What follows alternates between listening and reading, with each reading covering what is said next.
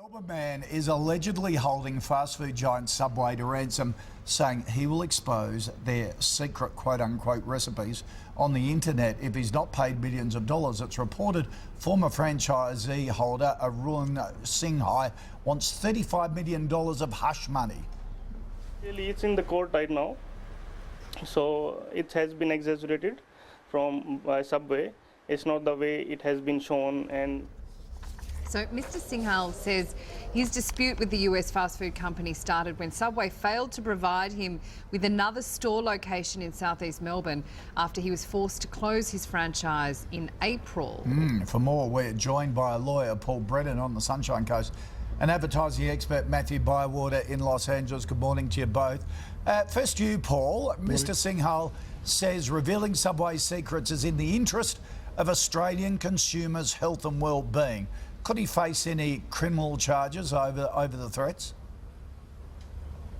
Over these threats, when you put confidential information up on the internet, it's probably not going to be a criminal offence unless it's a state secret. And I think meatball sub might be up there, but not quite that. But as far as blackmail is concerned, we don't really know the facts of this case. I'm speaking generally.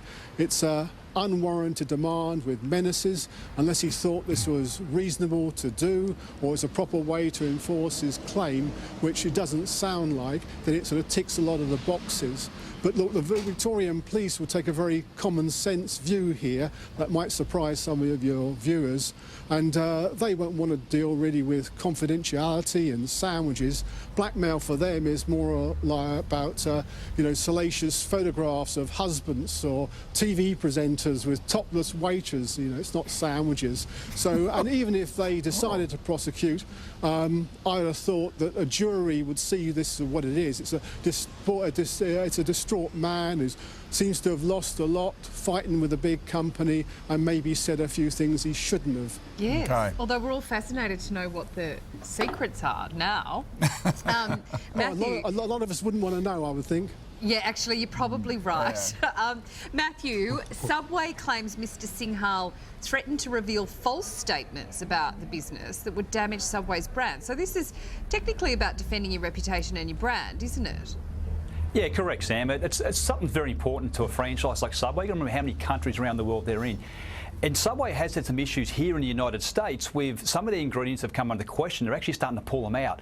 In fact, some ingredients that are not allowed in Europe and in Australia as well. So they've had some issues with that here in the United States. So they are kind of managing that. So it is something there when your whole reputation is built around fresh and safe and healthy. And you've got to be careful how those ingredients play out.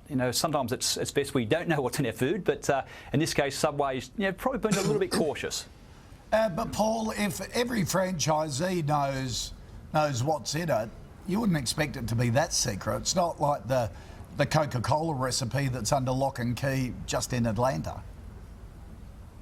Well, I think this is all about intellectual property, and powers are it's very, very powerful protection. So trade secrets are protected, confidentiality, you don't even need to have an agreement, there's copyright, there's all sorts of things for Subway to use, and I think that they have actually gone to court, a person would go to court, get an injunction. But even for your smaller sort of business owners, they get really upset when their crown jewels are taken.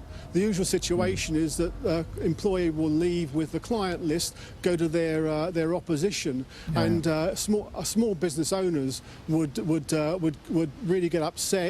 You see their solicitor or their lawyer running around like a scalded cat to get them in court to get that injunction. So bad news, expensive, about $15,000 for the small business owner. Okay, all right. Thank you, Jens, for that.